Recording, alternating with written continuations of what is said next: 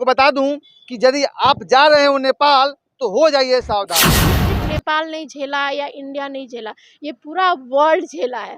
पहली बार किसी को पता चला कि लॉकडाउन क्या है। सरकार और नेपाल सरकार ने अलर्ट जारी कर दिया है। खास करके उसका ध्यान है कि जो रक्सौल स्टेशन पे जो लोग आ रहे हैं उनको भी अलर्ट कर दिया गया है। हम लोग बोल रहे हैं कि प्लीज टेस्ट करवाइए, कहीं से भी आप आ रहे हैं टेस्ट करवाइए, तो आप लोग थोड़ा सा हमें सपोर्ट कर दीजिए, क्योंकि सपोर्ट करने का मतलब है कि आप अपने साथ साथ सबको सपोर्ट करें। और अभी मैं मौजूद हूँ इंडो नेपाल बॉर्डर पे। आप देख सकते हैं मेरे पीछे शंकराचार्य गेट आपको दिखाई दे रहा होगा। और मैं आपको बता दूं कि यदि आप जा रहे हो नेपाल तो हो जाइए सावधान, क्योंकि एक पत्रिका में छपा हुआ है कि बहुत सारे केसेस मिला है कोरोना को लेकर के। हम बात करते हैं अबरार जी से, जिन्होंने काफ़ी जानकारियां जुटाई है कि नेपाल में किस तरह से कोरोना बढ़ रहा है। कोरोना को लेकर के हम बात करना चाहेंगे अबरार जी से। तो अबरार जी, क्या कुछ जानकारी मिली है नेपाल को लेकर के? कहा जा रहा है कि नेपाल में जाने से के लिए आप लोग सावधान हो जाइए, अगर जाते हैं नेपाल तो कोरोना से बच कर रहिए। देखिए, सबसे पहले मंगलवार के दिन एक आदमी का मौत हो गया, बुधवार के दिन एक आदमी का मौत हुआ। लेकिन ये जो मौत हुआ है ये 72 प्लस उनका एज था, जो बुधवार के दिन हुआ था। और ये बुधवार के दिन जो चेकिंग होता है बॉर्डर क्षेत्र के एरिया में जो चेकिंग हुआ, तो 121 संक्रमित मिले, कोरोना संक्रमित मिले। और पूरा वही नेपाल की अगर हम बात करें तो 445 लोग अभी तक संक्रमित हो चुके हैं। इसको लेकर के बिहार सरकार और नेपाल सरकार ने अलर्ट जारी कर दिया है। खास करके उसका ध्यान है कि जो रक्सौल स्टेशन पे जो लोग आ रहे हैं उनको भी अलर्ट कर दिया गया है। रक्सौल अनुमंडलीय जो हॉस्पिटल है उसमें भी जो संख्या है बेड की, उसको भी अनुमंडल अस्पताल को अलर्ट कर दिया गया है। और जो नेपाल इंडो नेपाल बॉर्डर है यहाँ भी अलर्ट कर दिया गया है। जो भी नेपाल इंडिया से नेपाल में प्रवेश कर रहा है तो यहाँ पे देखें कोरोना यहाँ जो चेकिंग हो रहा है, यहाँ चेकिंग करवाया जा रहा है। या जो लोग नेपाल से जो लोग आ रहे हैं इंडिया में उनका भी यहाँ पे चेकिंग हो रहा है। कैमरामैन एक बार मैं चाहूंगा दिखाने के लिए वहाँ दिखाइए एक बार किस तरह से ये लोग इंडिया से आए हुए हैं। ये जो बस में है, खास करके जो नेपाल में जो मेला लगा हुआ है रात्रि मेला, या घूमने के लिए जो लोग जा रहे हैं, तो खास करके यहाँ वेस्ट बंगाल से लोग आए हुए हैं। और इनको बस को रोकवा करके यहाँ नेपाल जो स्वास्थ्य मंत्रालय के द्वारा यहाँ एक कोरोना जांच केंद्र बनाया गया, जिसमें सभी लोगों का जांच यहाँ करवाया जा रहा है। और जांच के दौरान 2 लोग कोरोना संक्रमित पाए गए। एक का नाम है आयुषला, उनका उम्र 22 साल, वहीं दूसरे का मधुस्मा नाम है, उनका उम्र 25 साल है। और ये दोनों वेस्ट बंगाल की रहने वाली है। नेपाल में ये लोग घूमने के लिए जा रहे थे। जी, अभी कहा जा रहा है एक पेपर में कि 2 आदमी की जो मौत हुई है, तो उसको लेकर के क्या कहना चाहेंगे? वो डॉक्टर साहब का कहना था कि हमारे नेपाल में तो बढ़ ही रहा है, इंडिया में बढ़ रहा है। क्या इंडिया की कोई जानकारी मिली है? देखिए, इंडिया का नेपाल का वही बता रहा हूँ। जो 2 लोगों की मौत हुई है वो 72 प्लस उनका एज, एक मंगलवार के दिन हुआ है, उसके बाद में एक बुधवार के दिन हुआ है। तो देखा जाए तो हर जगह कोरोना संक्रमित लोग बढ़ रहे हैं। तो नेपाल का जो मैं आंकड़ा आपको बता रहा हूँ, 121 जो बॉर्डर क्षेत्र से जो नेपाल में प्रवेश करते हैं या नेपाल से इंडिया में जाते हैं, उनका संख्या बुधवार के दिन 121 था। वही पूरा अगर नेपाल की बात करें तो 445 लोग अभी संक्रमित हुए हैं। मेरा नाम डॉक्टर अनिशा महतो है।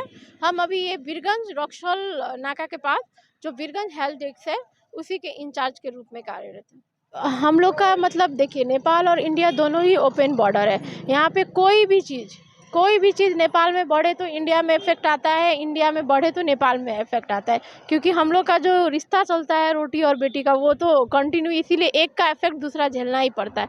तो ये जो कोरोना का सडन जो बढ़ा है, ये तो हमारा जो पिछले कुछ टाइम से हम लोग इंडिया में केस बढ़ रहा है, इस हिसाब से हम लोग को पता चलने के बाद हमारे जो चारों ओर जो हेल्थ डेस्क पे नाका है वहाँ पे हमने अपना टेस्ट भी बढ़ा दिया। इसके जब वहाँ पे बढ़ा तो उसका इफेक्ट तो यहाँ पे दिखेगा। इसी है कि चारों ओर हमारे नेपाल में अब धीरे धीरे केस बढ़ रहा है। तो तब हम लोग दूसरा हेल्थ डेस्क देखे जो कि हमारे विराटनगर के तरफ है, गट्टा चौकी है, नेपालगंज है, 3-4 जगह है। वहाँ पे हमारे हर दिन 2-3 पॉजिटिव केस दिख रहा है। इसके वजह से और प्रॉपर काठमांडू में भी केस सब एक्टिव हो गया है।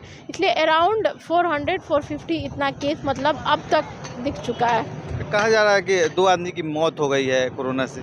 अब मौत हो चुकी है तो हमारी मौत जो हुआ है कोरोना की वजह से वो थोड़े बुजुर्ग लोग हैं, तो बुजुर्ग होने की वजह से तो बुजुर्ग में वैसे भी इम्यूनिटी थोड़ा कम होता है और कोई ना कोई कोमॉर्बिड कंडीशन होता ही है। अब कोई कोमॉर्बिड कंडीशन में सडनली अगर कोरोना का इफेक्ट हो गया होने के बाद से तो इम्यूनिटी ऑलरेडी कम रहता है और उसमें कोविड तो हमारा जानते ही है लंग्स को पूरा ही इफेक्ट कर दे रहा है और उसमें दूसरा बीमारी होने की वजह से जिसके वजह से उन लोग का एक्सपायर हुआ है। ऐसे यंग लोग में तो नहीं दिखा है, जो हमारे एक्सपायर भी हैं वो अबव 70 के इंसान है, तो अबव 70 थोड़ा एज फैक्टर भी हो गया, थोड़ा इम्यूनिटी कम था उसमें थोड़ा सा, अब उसमें कोविड का इफेक्ट भी आया, इसके वजह से वो तीनों चारों प्रॉब्लम की वजह से उनका डेथ हुआ। रक्सौल वीरगंज वासी को क्या कहना चाहेंगे, किस तरह से बच कर रहना है थोड़ा? अब रक्सौल और वीरगंज वासी को हम एक ही चीज़, अब जैसे कि लास्ट 2 ईयर से हम अभी वीरगंज हेल्थ डेस्क देख रहे हैं, इस नद में अब हमारा रक्सौल और वीरगंज को आप एक ही बोलिए तो भी होगा क्योंकि ये 24 घंटा खुला रहता है। और सब बॉर्डर एरिया क्या है कि उन लोग का टाइमिंग होता है कि ये टाइम पे आपको खोलना है, ये टाइम पे बंद होना है, पर हमारे रक्सौल में स्टेशन एकदम पास होने की वजह से यहाँ पे लोग 12 बजे भी मतलब उतरते हैं तो हमारे बॉर्डर बंद नहीं रहता है, लोग पैदल चले जाते हैं। इसके वजह से आप बोलिए कि 24/7 ये बॉर्डर ओपन ही रहता है और लोग जब मन करता है आते हैं। इसीलिए हम इधर के लोग और उधर के लोग दोनों को यही कहना चाहते हैं कि सतर्क रहो, क्योंकि आप अपना सतर्क कीजिएगा, इसका मतलब कि आप 10 लोग को और बचा रहे हैं। क्योंकि अगर आप अपना सुरक्षा करते हैं, अभी आप अपना मास्क लगाकर चल रहे हैं, अपने सुरक्षा का वो कर रहे हैं, हैंड सैनिटाइजर सब, तो इसकी वजह से आप 10 लोग को फैलने नहीं दे रहे हैं, तो आप अपना नहीं सुरक्षा कर रहे हैं, आप आने वाले और 10 लोग को सुरक्षा कर रहे हैं। इसलिए हम अब जैसे लोगों को बोलना चाहते हैं कि हमें भी उन लोग कोऑपरेट कर दे, क्योंकि हम लोग रोकते हैं कि आप रोकिए, टेस्ट कर लीजिए, क्योंकि ये जो टेस्ट हुआ है ये सिर्फ जैसे हम लोग टेस्ट किए, कोई पॉजिटिव आ गया, इंडियन लोग को भी पॉजिटिव आ गया, हम लोग इंडिया, तो सिर्फ हम लोग नेपाली लोग को ही नहीं बचा रहे हैं, हम इंडियन लोग को भी बचा रहे हैं, क्योंकि अगर वो पॉजिटिव हो गए, हम यहाँ पे बता दे रहे हैं, उसके बाद उन लोग को टेस्ट हो दे रहे हैं, तो कमती में उनको पता चलेगा तो वो घर तो नहीं जाएंगे ना, मतलब फैमिली के साथ नहीं रहेंगे, 10 लोग के साथ, सोशल दूरी लोग हाँ सोशल डिस्टेंसिंग अपना मेंटेन रहेंगे, तो वो अपने साथ साथ तो 10 लोग को भी बचाएंगे। इसलिए यहाँ पे वो दोनों समझे कि ये नेपाल और इंडिया का बात नहीं है, ये बात है कि खुद के सेफ्टी का। इंडिविजुअल अगर एक जन सेफ्टी अपनाएगा तो वो 10 लोग को बचा रहा है, क्योंकि पिछले कोविड का जो आउटब्रेक, जो बीटा आया वेव, डेल्टा वेव्स आया, ओमिक्रॉन, ये सिर्फ नेपाल नहीं झेला या इंडिया नहीं झेला, ये पूरा वर्ल्ड झेला है। पहली बार किसी को पता चला कि लॉकडाउन क्या है, इसके वजह से आज भी शायद हर एक कंट्री अपना इकोनॉमिक क्राइसिस सफ़र कर रहा है, इंडिविजुअली नहीं, कंट्री भी इकोनॉमिक क्राइसिस में चला गया। सो उस चीज़ को भी ध्यान रखते हुए अगर लोग सतर्क कर दे, अब और हम हर एक इंडिविजुअल से कहना चाहते हैं कि सतर्कता अपनाओ, क्योंकि अगर प्रिवेंशन अगर आप करते हैं ना तो वो फार बेटर, एक बोला गया है ना कि prevention is better than cure. अगर आप अपने आप को प्रिवेंट कर रहे हैं तो आप क्यों क्यूरेटिव तक पहुंचेंगे, अगर क्यूरेटिव नहीं पहुंचे तो बहुत बचते, खुद साथ साथ आप 10 लोगों को जान चाह रहे हैं, तो प्रिवेंशन अपनाइए, सतर्कता अपने, कुछ खास करना नहीं है, वैक्सीनेटेड है, वैक्सीन नहीं लगाए वो जाकर बूस्टर डोज लगाइए, सेफ हैंड वॉश प्रैक्टिस आजमाइए, मास्क लगाकर चलिए, थोड़ा सोशल डिस्टेंसिंग बनाकर रखिए। और यदि हम लोग बोल रहे हैं कि प्लीज़ टेस्ट करवाइए, कहीं से भी आप आ रहे हैं टेस्ट करवाइए, तो आप लोग थोड़ा सा हमें सपोर्ट कर दीजिए, क्योंकि सपोर्ट करने का मतलब है कि आप अपने साथ साथ सबको सपोर्ट कर रहे हैं, मतलब